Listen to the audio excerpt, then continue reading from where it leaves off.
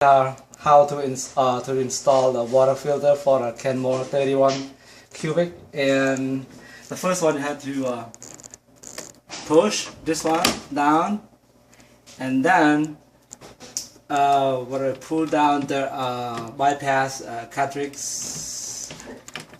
Okay, but you have to save this for in case that you don't have a cartridge right now. Yeah, put it down a little bit and wiggle, and then take it off. And this is called bypass cartridge, save for future use. Okay, and then this is the brand new water filter. Sorry,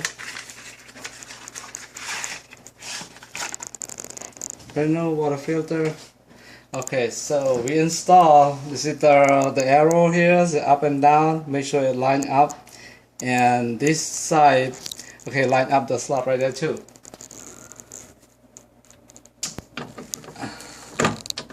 Snap it, and then pull up, and then close it. That's it for how to install the water filter for Kenmore Elite 31 cubic.